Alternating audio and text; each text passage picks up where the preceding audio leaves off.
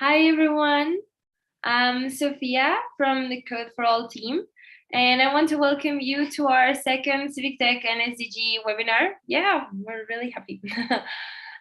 This new series is all about how civic tech and the UN Sustainable Development Goals are related, and how civic technology can be used to address and help us come closer to reaching these goals. Climate crisis is a real and undeniable threat to the world. And in this session, we will discuss civic tech initiatives dedicated to environmental issues and their contribution to Sustainable Development Goal number 13, climate action. If you want to read more about the civic tech and the SDGs, there are links in the description. You can go into more detail. If you aren't familiar with who we are or what we do, what's Code for All, you can find links in the YouTube chat to read more about us. In a very small nutshell, Code for All is a global network composed of civic tech organizations from around the world. And our mission is to connect these organizations so they can learn from each other, leading to a greater impact in their local communities. So whether you're new to civic tech or you're new to the SDGs, or you're a fan of both, like we are, or you're just curious about how these two worlds collide, you have come definitely to the right place. Before we start, I'm going to share a few housekeeping points so we all know what's going to happen now. During this session today, we'll start by hearing from each of our speakers. Following this, we already have actually some questions from the audience.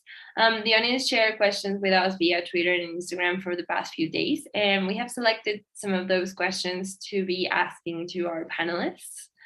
So if you also want to ask any questions during this webinar, you can type them into the chat window on YouTube, and we'll try to address them during the conversation or afterwards.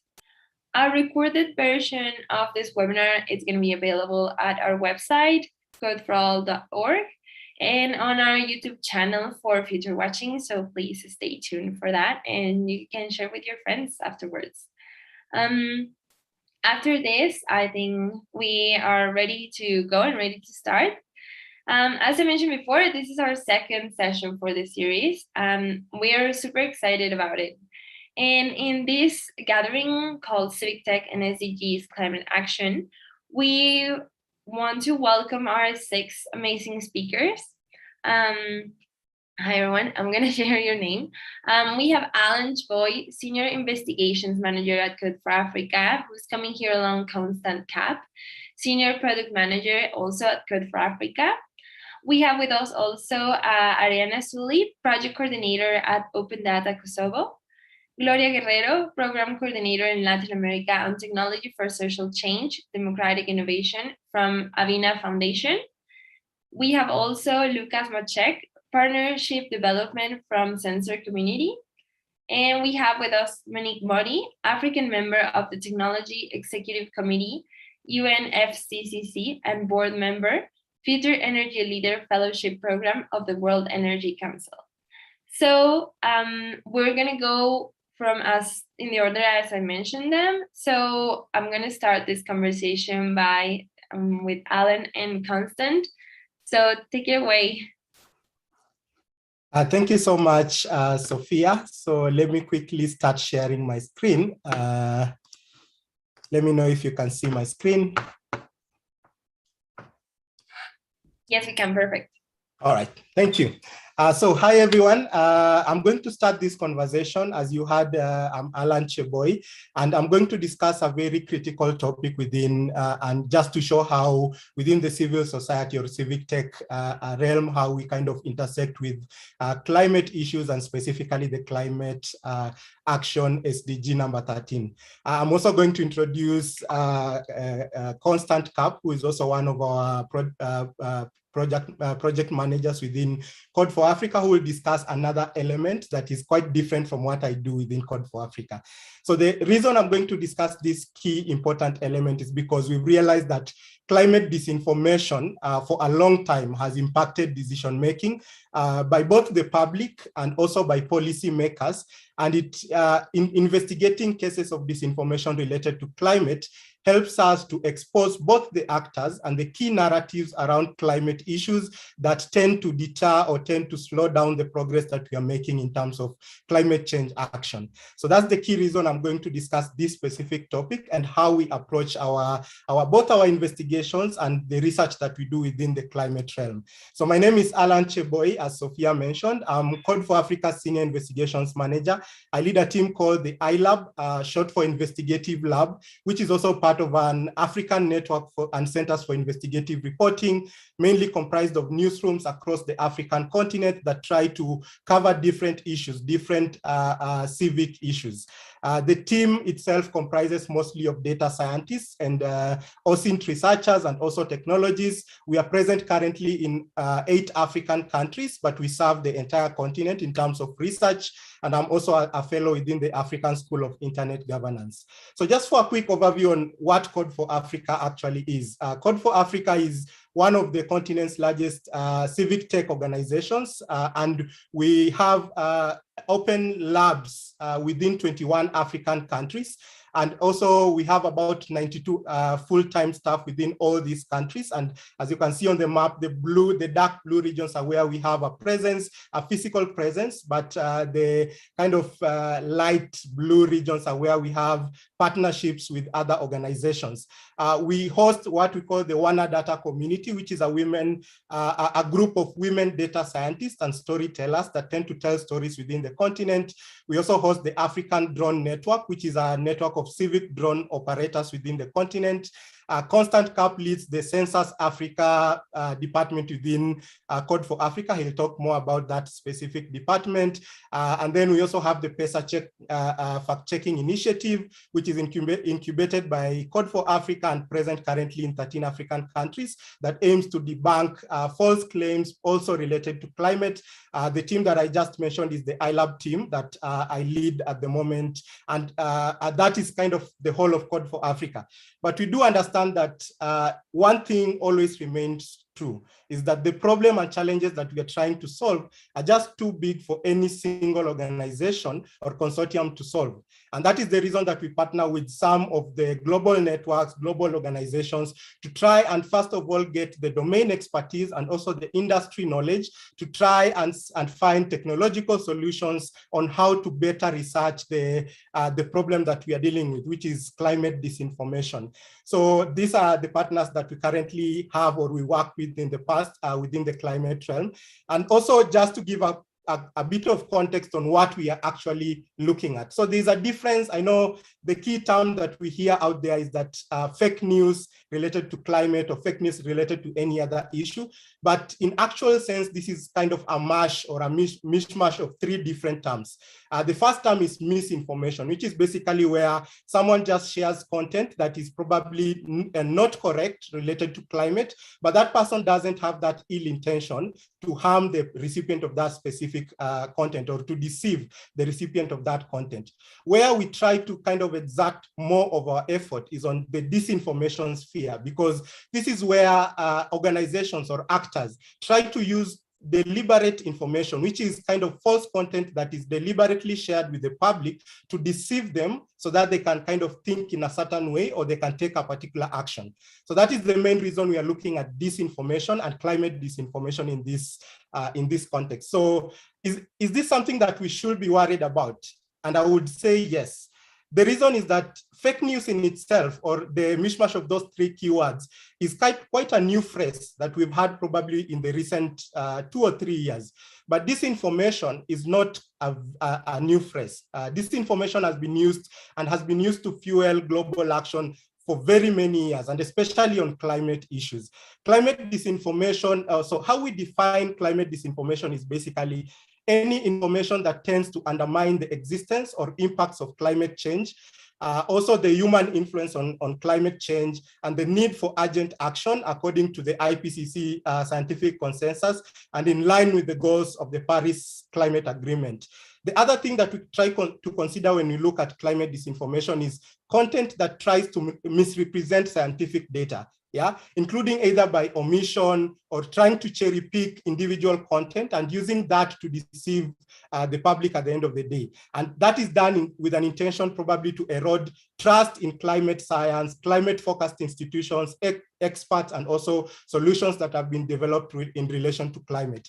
The other key content is basically content that falsely tries to publicize itself as supportive of climate goals, but in fact, they contribute to climate warming or contravene the scientific consensus on mitigation and adaptation. So those are some of the key things that we try to look at. But there's also another thing that we try to look at, which is counter messaging. So whenever we have organizations that are trying to raise the issues that are being raised around climate, we see other organizations trying to do what we call counter messaging and trying to kind of say, this is not factual, this is not it, and trying to come up with theories and conspiracies that try to kind of say, this is not the real scientific thing that we should be considering. So is there any impact of disinformation? So the answer is basically yes, yeah? So the reason for this, as you can see on your screen, even so the climate policy and the policy makers or people who are actually there to change the policy and make us now understand what is happening in the climate realm and to solve the key issues around climate are being impacted because a narrative that you see on social media or on the media being shared so much, you tend to end up believing. And that also happens when it comes to people who actually matter in decision making, right? So that is why we see that there is actual impact in this and there is actual investment that is being done by different organizations, different actors who are not interested in solving the climate issues, and they try to actually share more information about it. So what have we done in the past? So just recently during the COP26 meeting, a coalition was put together, including the organizations that I've just mentioned. And the key thing was trying to monitor disinformation or coordinated attacks around the issues being discussed around the COP26 conference or the COP26 summit. So the unit conducted daily analysis and produced an overview of anti-climate messaging, trends, tactics that are being used on social media and also the media. And we were using data from different climate-related dashboards that were pulling content from either Facebook, Instagram, Twitter, YouTube, Telegram, and traditional media. So this was relevant because we tried to understand what are some of the things that people are actually saying related to climate. And it was really interesting because you could better understand what are people really interested about, what are people really talking about on social media, what is the sentiment around key narratives being discussed. The other key thing is that it enables us to visualize some of the spikes in conversations related to key issues that are discussed in the conference, and also to further determine what is the potential influence techniques that will be used to shape both the narratives and the decision-making that were being made within that specific summit. Now, imagine this being done at a more large scale, and that is monitoring the discussions and the efforts all year round on social media. I know that's a lot because you're talking about millions of data on Facebook, millions of data on Twitter. So of course it needs a lot of research, it needs a lot of effort and resources to be dedicated in terms of how do we better understand what's happening online and what people are actually believing. So what are some of the solutions that we are looking at in terms of how we tackle this? So some of the solutions include basically looking at social media and media outlets, right? So partnering with some of the social media outlets, we are able to kind of gain access to some of the data, important data that enables us to try and understand what are people actually thinking about in relation to climate? What are some of the impacts that will be made when you're talking about climate issues and in the public? And it doesn't come, of course, with all the successes. We only monitored COP26, and we could see conversations of up to 1 million conversations in less than a week. So that means that there's actually a lot people are talking about online. And understanding it is the key for us to also understand what people are susceptible to thinking at the end of the day. There are some language barriers that we've seen because some of the tools we are using are kind of using keywords. We are using lexicons that we've developed, but it doesn't address, for example, all the languages that we could be able to monitor. Someone within a local community might be talking in a very local language. So in your ethnic language related to climate, we will not specifically pick that up, right? We've also seen conversations moving into the dark socials. So make sure things such as WhatsApp, things such as Telegram. And that is, of course, a closed platform, and you're not able to actually understand what are people actually talking about related to this. The other key solution we've tried to focus on is building a disinformation observatory around climate. And this is important because I think a multi-stakeholder approach to this issue is what is very, very important. There has been several instances where we've seen claims on social media related to climate, and we are not able to fact check, or you are not able to actually debunk it. And this is simply because we do not have the necessary expertise or available open source evidence for us to be able to easily debunk that. And that means that partnering with organizations that understand this is what is very, very important. And finally, of course, the key goal that we are looking at is to effect the policy change that really matter, not only on the platforms. As you can see on your screen, this is Google at the end of last year updating their policy to address climate change denial as an issue. But we also want to look at what is the local government, what is the international community, and what are the policies that we can implement that can help us to actually solve this specific problem. So I know that is all I have for today. I'll hand over to Cap to just talk about some of the other initiatives that he leads within Code for Africa. Over to you, Constant. Thanks a lot, Allan, for that comprehensive overview of what your team is doing. I will also share my screen, and I will not go into an introduction into Code for Africa because Allan has gladly covered that, as well as some of the other work that's done by different teams. Just by introduction, my name is Constant Cap. I'm an urban planner and researcher, and I work as a senior product manager at Sensors Africa. Sensors Africa is an initiative under Code for Africa, where we put together and deploy environmental monitoring devices similar to what you are seeing on your screen. So we focus a lot on air pollution, noise monitoring, and water contamination. And we also intend to go into looking at radiation. What you see on your screen are some of the sensors that we have developed over time. The one on your left is the latest outdoor monitor that our team has put together that we intend to deploy in different African cities. The one on your right on the top is an indoor air quality monitor that has been used for air pollution monitoring within, especially within Nairobi. And the lower right of your screen, you see one of our initial prototypes that we developed a couple of years back before we moved upscale into what you see on your left and the top right. Well, what role does civic tech and open data have in mitigating this climate crisis? You know, one key thing that it can do is bringing communities together, as well as showcasing evidence through this particular data. And you know, as if you go to our website, Sensors Africa, one of the things you get to see, especially if you click on go to the air quality page, is that you get to see quite a number of real-time air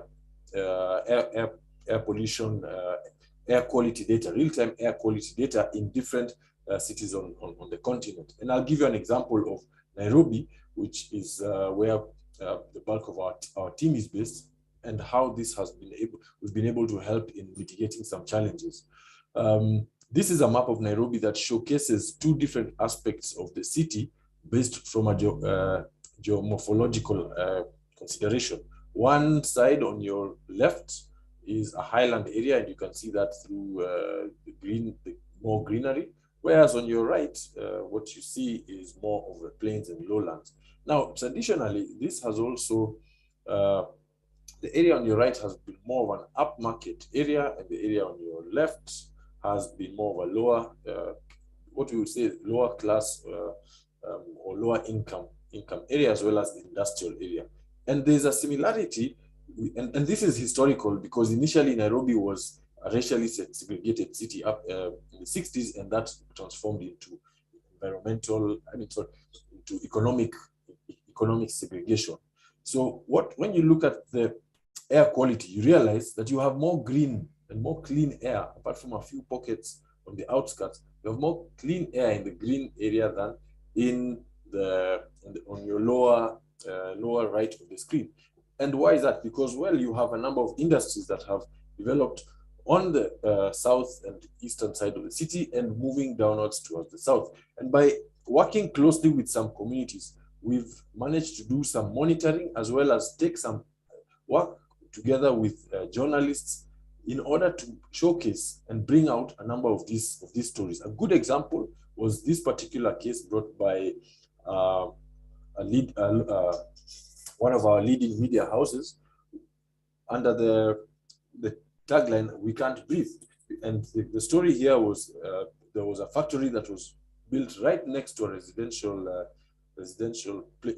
estate, and at night they were emitting environmental pollution. They were polluting the air by doing their production at night due to bad land use management.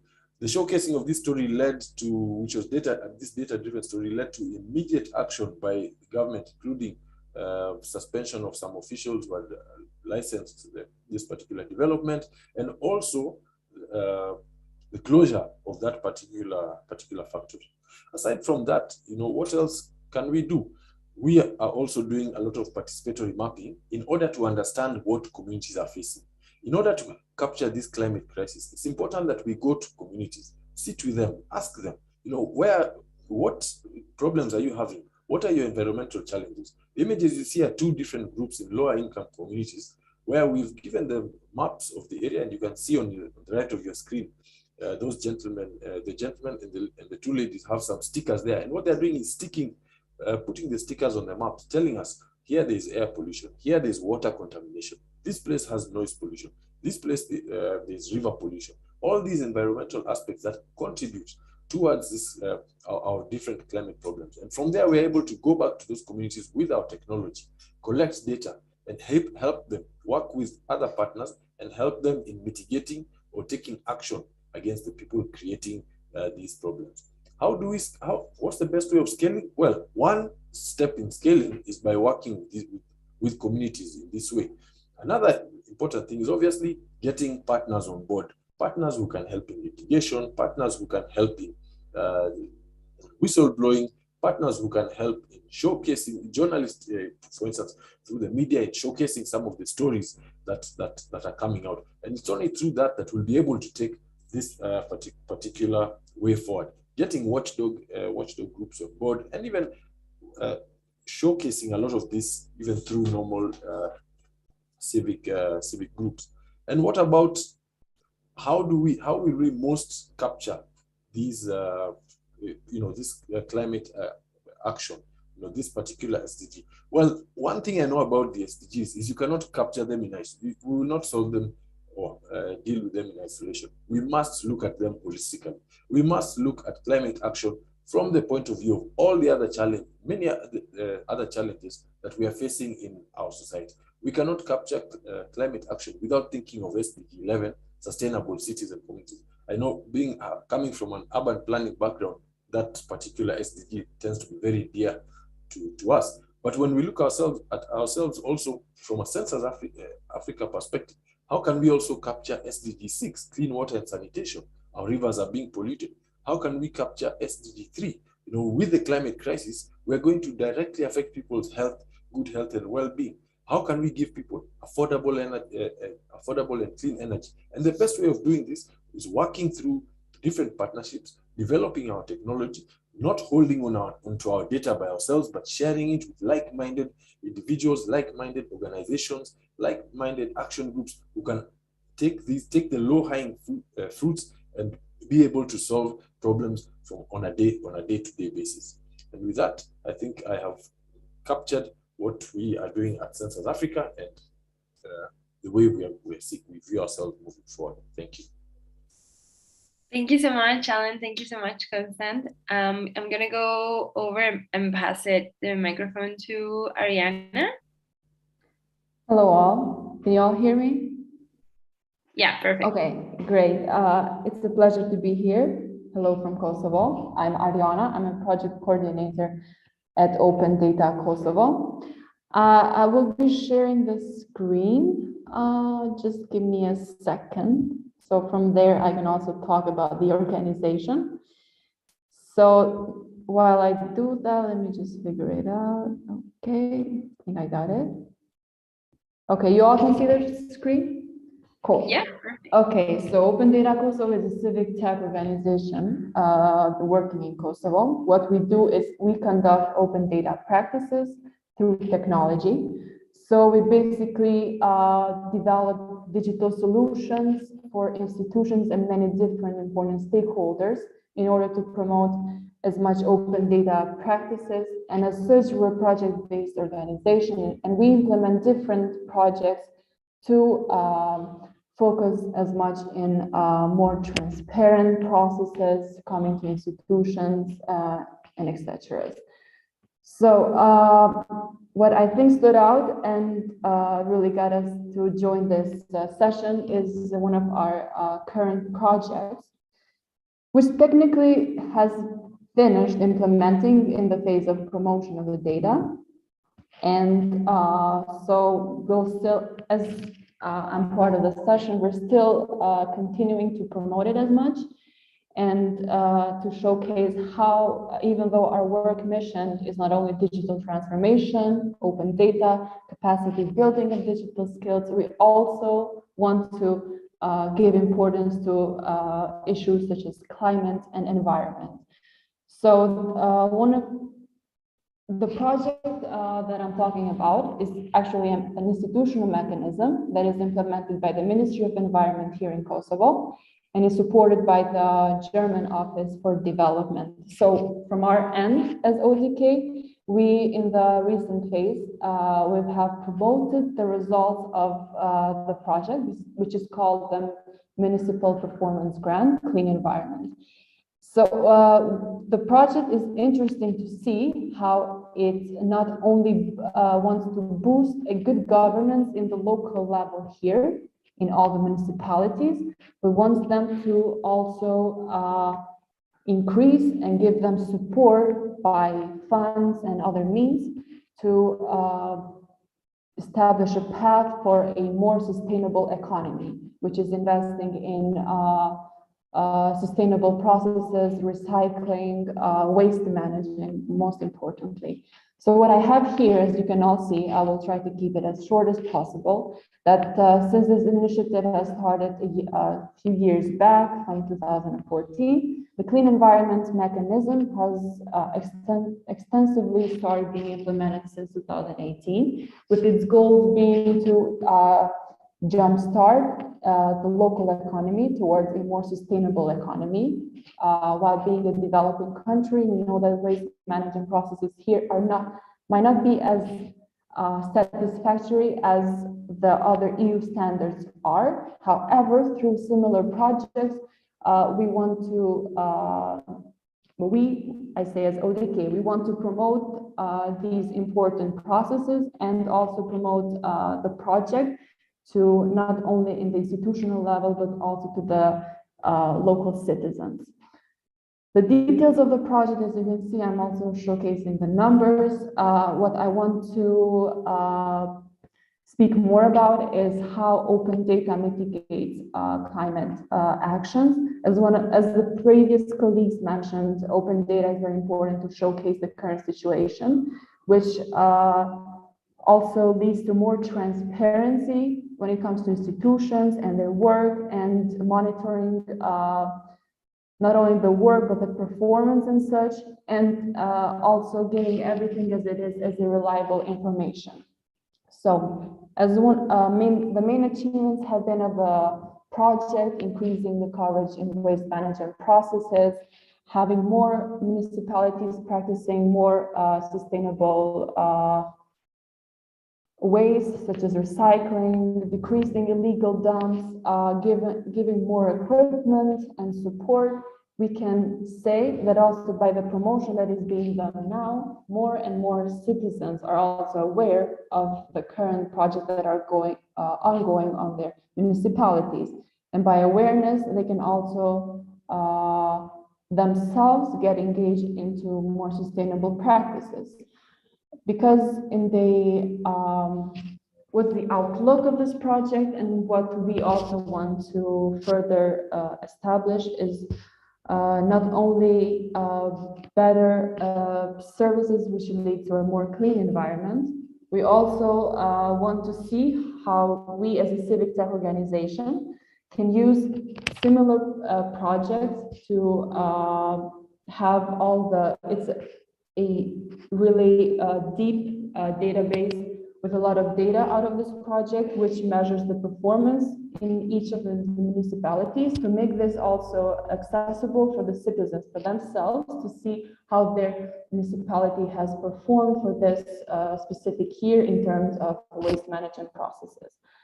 So I hope I didn't talk too fast, and this was a showcase of our current job. And if there is a question from the colleagues or from anyone else who has sent questions, I'm free to answer. Thank you, Ariana, and you spoke perfectly. Thank you. Again, yes, I'm gonna just highlight, if you have any questions, put them in the YouTube chat and we'll try to answer them in the session or afterwards. I'm gonna pass it over to Gloria. Thank you, Sophia, and thanks, Code for All, for the invitation. We are really glad to be here. As Sophia mentioned, I work at Fundación AVINA, and we have regional work in Latin America in terms of how civic tech can help us to foster and to booster more initiatives to fight the climate crisis. Our approach, it's more general, and we work strengthening like the whole ecosystem of civic technology, because we believe that civic technology has proven to be useful to demand rights and complaints, not only from the articulation of activism in the digital space, but for the generation of technological applications for monitoring and accountability. And we have supported technical applications for climate action at a very local level.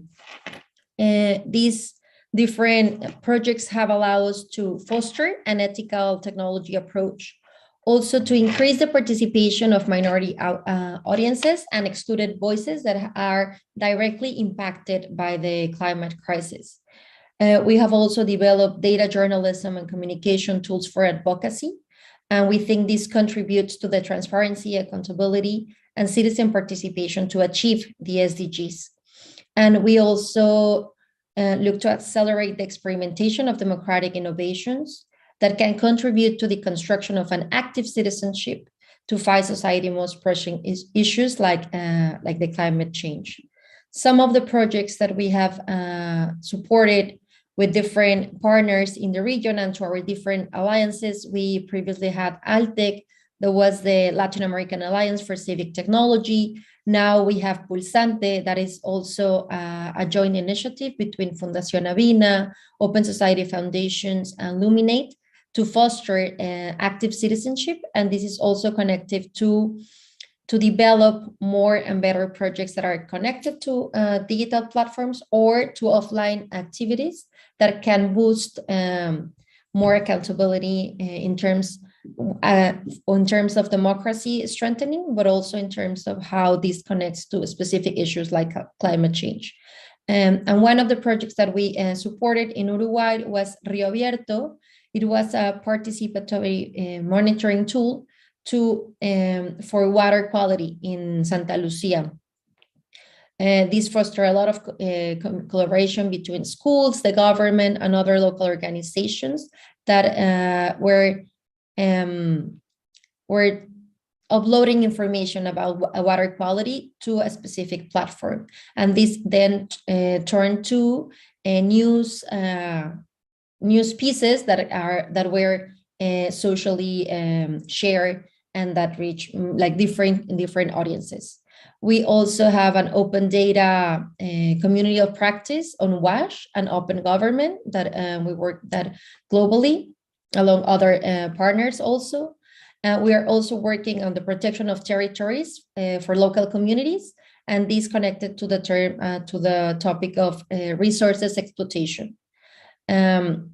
And we, just a couple of months ago, we launched the first international conference series about the climate impact of the digital revolution. We also believe that it's important to talk about what's the climate impact of all these technology platforms that we are developing. And maybe if we can also have a more critical view in terms of all the data centers, blockchain, etc. So what's the climate impact of all the technology solutions that we are creating? So we believe that the current context requires a lot of work between non-institutionalized movements and initiatives to promote a long-term impact and to connect this work with institutionalized processes to fight the climate change. We need to work together.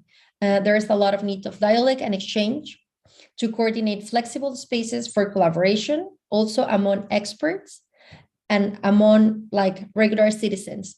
We know that there's a lot of technical knowledge, and we believe that to democratize this knowledge will be very beneficial to create more innovative solutions, to work together, to foster innovation, but also to tackle these environmental issues that we are facing. We also, and I agree with my previous colleagues that presented, that multi-actor initiatives and multi-actor collaboration is crucial to solve this. And also there is an opportunity to work as an ecosystem, not only to foster or to strengthen certain initiatives or certain organizations. So we believe that an ecosystemic point of view and an ecosystemic collaboration can also help us to tackle these issues and to create more participation from citizens and more involvement. We are also have been working a lot in terms of designing better communication strategies to help organizations to talk to the others, not just to their niche audiences. And we also believe that this is crucial for the climate change fight and initiatives that we promote. Also is to bring people that think differently, to reach new audiences, but also to try to have a vision, like a common vision for what it's needed to be done. So from my side, it will be on all. Thanks, Sofia. Thank you, Gloria. I'm gonna go over with Lukas. Yeah, thank you very much. We'll go quickly to the chat and drop all the related links for everyone that participates. You can see. Thank you very much for organizing the session and bringing us all together, even we are in totally different parts of the world, but still share our common goals, which we from Sensor.Community define as we have 3 principles that we follow as building blocks. That is, for example, the first is privacy matters. So privacy for us and all our activities is super important. Every aspect, every change has to be considered under the aspect is the privacy for the participants given. And another one, the other 2 are enablers. It's like open source and open data, right? So it's like there is such a variety of projects, such a variety of tools that enable our activity. And now I want to speak to what we really do. So it's like in South Germany, we have a city of over 600,000 inhabitants, and then we had news articles in newspapers stating that the 3 official measurement stations regarding air quality had been crossing values that had been more compared to cities like Shanghai and Beijing, which are each 20 million plus people. And then we've been quite shocked and said oh, that's quite dangerous, but it's maybe of interest that you as a citizen have the information the moment it occurs and not days later. And if we ask the official institutions, can we have this data to build a website so every citizen can go open a map, right, like you do, and check the weather forecast, you can check how is the air quality. And then we asked them for the data, and we found out there is no technical solution, there is no technical API that gives you the data of how is the situation now, right? So you can have a PDF in a not machine readable format with values, how the values have been measured 6 months ago, but based on that, you will not change your habits today or tomorrow, right? So We've been like bringing a lot of different technical groups together, and we built a solution. And it had to be very accessible to regular citizen, and it has to be like also it was cost sensitive, but we wanted to reach the highest quality which is like possible with such a sensor kit. So in terms of costs, a citizen is spending below 50 euros, 50 pounds, $15, depending in which country on this earth they are ordering the parts online. And they go to our website, which we have created in a very accessible way. We provide a step-by-step guide with first recommendation by these 4 parts. Once you receive them, here is an instruction step-by-step how to put them together without any additional tools, how to install the program, the firmware that brings everything alive, which is open source. And then it works and it's connected to the network. It is measuring, it is generating data that we put into the archive. So everything ever measured of such a sensor station is available as open environmental data. Then we have an API for others that want to come and display these values, right? It's like what comes in from the network now is given out to others. So they build mobile applications, they build colorful lamps that glow in the values, like if their values have reached a certain level. So there is like the creativity of the community has no limitations there. And we saw so many nice solutions that are adopting the local needs. And then we have also the map, right? So I shared the link in the chat. It's like maps.sensor.community, where you see like really the global map, because with this solution, we are not only covering as first intended only our city with 300 sensors. We thought, wow, that would be amazing, right? 300, that would be a lot. And everybody said, you're crazy, you will never make it. 300 is too high of a goal, right? And now 6 years later, we have 14,300 sensors that are generating this data in over 70 countries. And we have made a step-by-step guide how to bring the parts together in 24 languages. So there you see, it's like, we have outgrown our initiative that was first a German local initiative to serve a local need. And because it was open source and open data, it took up by the word of mouth, and then people adopted it on a global scale, and we stayed in contact with them. So we had to find a new name, not the German name anymore, but a more international accepted name. And it was more like, what are we? We are a sensor network, which includes hardware and software and open source and licenses and visualizations. But we are more also like a community, because we're interacting with hundreds and thousands of people cross-border in a manner if it would be the neighbor across the street, right, in the next house, very easily. And we have shown that technologically, everything is solved already. It is possible, whatever you want to measure, you can get it done, you can make it publicly available. And what we really brought to the table is that we made it scalable. So like mentioned, being active in 70 countries and generated, like, we built the worldwide largest air quality sensor network, right? And for us, it is just the beginning. We just treated it as an example, like to show the dynamics, and then we brought it over to other networks. So now we have also started our noise measurement network and brought all the lessons learned to the new field of like measuring, generating open data. So I would say most of our activity are less like in the hardware and software, because we are all engineers. So that's like our day jobs are always in this field. So it's possible for us to solve all the issues that come up there. And we always had like this steps that you reach a certain level, and then you think that, okay, now we have to scale differently. We have to switch to another system.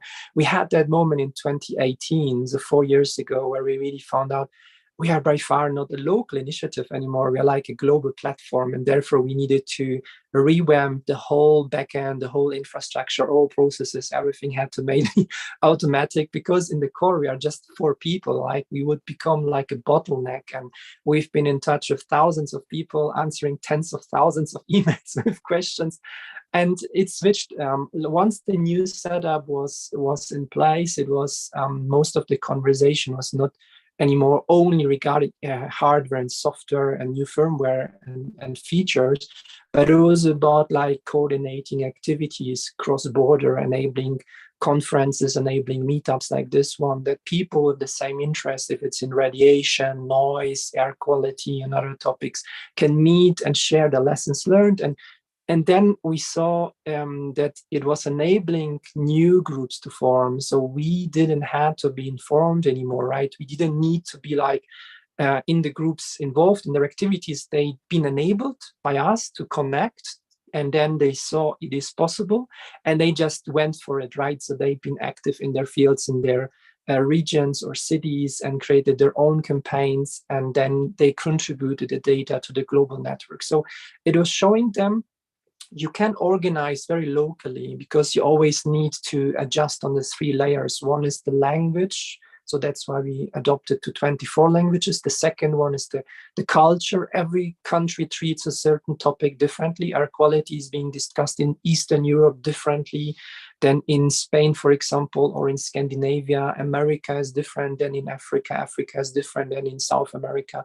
So there is always this layer of adoption. And the first one with the language can be done by us in the core team, but the second and third, like the culture, and then the super local adoption, because even inside of one country, every city has a different need, right? You have the coal plant, you have the harbor, you have the airport, you have the traffic, so you have a combination of it. So this is done by local heroes, and we are so happy to be connected with so many amazing people supporting the platform, supporting the community, adopting how we set it up, and then helping us by contributing with the code, the functionality, running workshops, introducing the projects to others.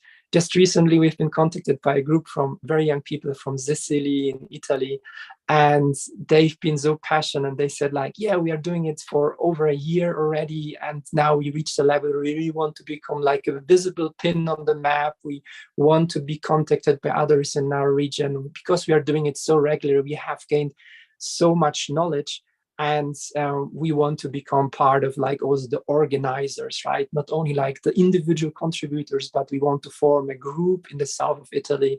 And they've been so full of passion that it reminded me of how it was for us 6 years ago. And then we went through all the troubles of like technology and organization and changes, and let things behind us to move forward to like become better. So just one more example I want to mention is that there was like this volcano eruption like on eastern of Australia, and then there was a professor, and he was made aware that Sensor.Community is also providing this pressure data by this other sensor that is part of the air quality sensor network, and everything is open source and available as open data. And then he just went to our website, he downloaded it, he made a visualization of the pressure wave that traveled across Europe 15 hours after the volcano eruption, right?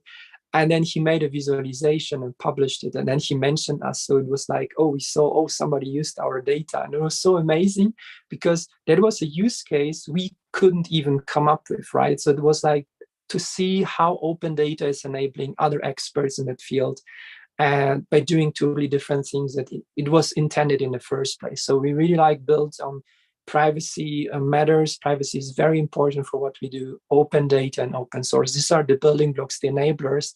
And then being open to connect with other communities, and seeing yourself as an enabler, and letting people like also be creative and adjust like to their local needs. So I'm very happy to meet all the other speakers in here in this session. It sounds very interesting about your activities. So there's always like very motivational for us to connect with other initiatives and see how they approach this thing, because in our environment, it's not so easy. And it's also not so easy to connect with the UN SDGs. And our experience was that there was a conference specifically to measuring air quality, first with low-cost sensors, exactly that's the one that we are using. And secondly, they mentioned how amazing it would be if such a network would exist, and if citizens would be involved in it, right? And then even we waved and said, hi, we exist, we are active in 70 countries, we are the largest network, we would love to contribute.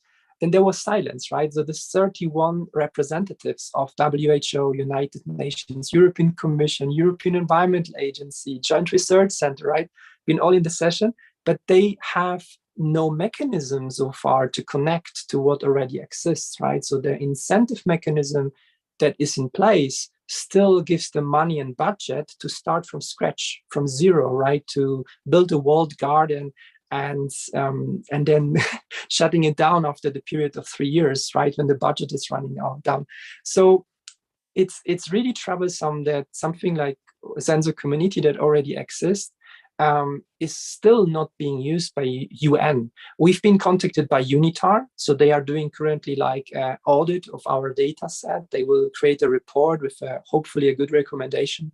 It's like it's into their hands how the result will be, but still there are so many more layers to go through until such data generated by citizens can be integrated into monitoring and supporting the SDGs. So we have still a long way to go. So what we have built, we see as infrastructure, and therefore we really have to see it as a very long-term project. So thank you very much. Thank you, Lukas, and congratulations on all the effort you have done. I'm gonna pass it over to Monique. Hi, thank you. Thank you to all my well, first to Code for contacting me for this session. Is very interesting, very enlightening. I learned quite a few things. I'll be contacting a few of my fellow panelists after this meeting. So very interesting. So my name is Monique Motty. Now I come here with my hat as a tech committee member. So for those of you who don't know the convention, I am a technology executive committee member, which is the policy arm of the technology mechanism under the UN Climate Change Convention. So what we do is that we focus on identifying policies that can accelerate the development and transfer of low emissions and climate resilient technologies. We submit these recommendations to countries and to the COP, and we play a key role in identifying the policies that will support and help the countries achieve their agreements. So I'm a lot more on the policy side than on the practical data side, but we work very closely together. So to enhance the climate technology development and transfer, the tech has the following functions. So we provide an overview of country climate technology needs and analyze policy and technical issues related to climate technology development and transfer. We also work on recommending actions to promote climate technology and development transfer in the various countries. We recommend guidance on climate technology policies and programs. We promote and facilitate collaboration between various climate technology stakeholders. We recommend actions to address barriers of climate technology development and transfer, and we seek cooperations to promote that coherence across the various technology activities. So with that regard, there is quite a bit of room for civic action to be active participant within the climate change convention as observers to our various meetings, as also submitters of ideas or of comments when we do have calls for participation and comments from observers, civil society, and environmental NGOs. So I highly encourage those who are interested in finding out more about what climate technologies means within the convention to look into our website. I'll put in the link below, but which is the UNFCCC.int/TTC clear, and then you will be able to see if we have open calls for submission for comments or whatnot. We also provide and develop quite a bit of policy programs. So this is a great way also to have an idea of the recommendations and where the convention is going in terms of merging climate technologies for various countries.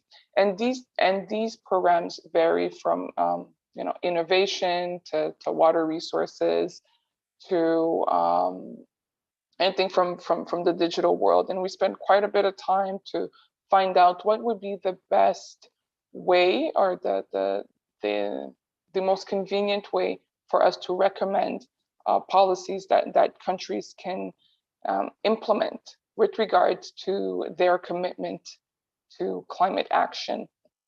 And so that's another way also to find out more about what the convention is doing in that sense. So with that in mind, I know we don't have a lot of time, and I would love to have the time for questions. So I'm going to be a bit short with my presentation and finish it there for now. But definitely, if anybody has any question on how climate technology convention and the various aspects of that, how that works, to contact me, and I'll be more than willing to provide you with information on that. Thank you, Monique. So we have time for just one question, because this is a really important question that we received twice, actually. Well, similarly, and we think it's very important to ask it. So I'm just gonna go ahead, and those of you who want to go and take the microphone, please do it. There's an evident inclination toward techno-solutionism to fight climate action. How do you overcome this techno-solutionism in your projects or organization? That is, aiming at the development of technologies located and in accordance with the characteristics of your territories that are respectful of the communities and their environments, among other areas. So I don't know who wants to address it first. I can start. Go. Yeah, very good question there. And yes, people can easily aim up, move towards focusing on the tech and not on the actual problem. Quick things that can be done. One, spend time with the communities. Do hold design workshops with them. Do hold participatory mapping exercises with them. Find out, understand their cultures. Find out what their problems they're facing, what they understand by climate change, what they understand by environmental management, what efforts are they making, and then you'll be able to come up with technologies that can actually help them. The next thing, of course, is also to work with partners in other sectors. And I mentioned the importance of also having partners who are involved in litigation, partners who are involved in actual activism, partners even working with public sector when necessary. And in that case, you end up not being focused on one area, but you end up having a holistic perspective and looking at the fact that all these issues can be looked at from a very wide lens. Thank you, Constant. Is there anyone from, Gloria? Yes, thanks. I think from our side, also this has been something really important. And I think since we started working on civic tech, and maybe during our previous work with Altec and now with Pulsante, we also understood that technology is not always the solution. It can foster, it can help us to even gather information in a different way. But the most important issue for us is that the communities are heard. I think it's important, like local communities, local movements are really relevant, especially after the pandemic, because I think many solutions and many innovations came from these communities. And especially in Latin America, we have also, for many years, have ignored the indigenous communities. And sometimes they are already working on solutions. And I think now the challenge is to bring these solutions to bigger communities, to other communities, and to learn a lot from them. So for also, it's not about just developing technology or imposing a certain platform or application or system, but it's to find a way to combine the local expertise and the local know-how with this more technical technology approach. So it's more like a combination, and to see if that fits. because not all the time the solution will be technology. So sometimes it's like, okay, we're not going to use it because it's not going to solve what we need to solve. So it's more kind of a tool that we can use when it's appropriate. And if not, we go other way. And also innovation is not just technology. Innovation is also having everyone at the table. Innovation is also everyone giving ideas and trying to search for new ways to solve problems. But it's not always digital tools are innovation. So there are also other ways of innovation especially at the territories. Thank you, Gloria. Lukas, you want to go ahead? Yeah, I would like to bring both of them together. It's like, so what was said before, we totally agree with. Just want to say that Sensor.Community does not work with the community. Sensor.Community is the community. We are just a regular citizen, right? We don't see ourselves as an organization with like any overhead. We are regular citizens speaking with regular citizens, just on scale, right? We do this with tens of thousands of people to set sensors in place. And then the sensors are in place stationary. So they do the work for us, even when we are sleeping, even when we are at work, even when we are at holiday, right? So it's that technology aspect is fascinating for a couple of hours for the participants, but then the motivation is switching to interacting with the community, with the other members, right? So bringing people from different backgrounds, different ages together to meet on a regular basis and discuss about something that connects all of them, right? It's the environment. It's about how can we organize ourselves? How can we inform others? And then how can we be a network of tens of thousands setting up sensors, but informing hundreds of thousands already and potentially soon millions, right? It's like something like a weather forecast. It is just there for you, right? So you have the very tech-savvy people put in place the satellites, the data, the information, but you need also a lot of people that knows what it means, right? When you have a forecast, when you have the signal telling you, and then it's impacting your life, or even a policy or something as an infrastructure project. Thank you, Lukas. Monique, Ariana, I don't know if you want to share something with us. If not, it's okay, and we can close it up in here. Perfect. Okay, perfect. Thank you so much. I would love to ask more questions, so probably we're going to be contacting you and sending you an email with other questions that we receive from the audience. Thank you so much, Allan, Constance, Ariana, Gloria, Lukas, Monique, and thank you everyone for being here with us in this session. A few things I wanna mention before we sign off. April means Earth Day, yeah, and we have partnered with Democracy Lab to convene the 48-hour online hackathon from April 21st to April 23rd. So we want to invite you all to contribute to this project that are going to benefit our planet and its people, now that we're talking about climate action. And you can submit your project or become a volunteer. The link is going to be in the YouTube chat. And if you like what you saw today and you're interested in joining the Code for All community, you can join our Slack space, receive updates about what the global civic tech community is doing, and subscribe to our bi-monthly newsletter. And you can also share your feedback with us. Let us know what you think, or let us know if you want to do something different. If you have any ideas, we're always open for it. And that would be all on our side. Thank you very much, all the panelists, for being here and for sharing your experiences with us.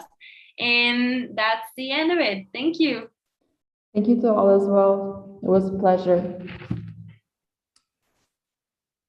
Thank you. Thank you. Thanks.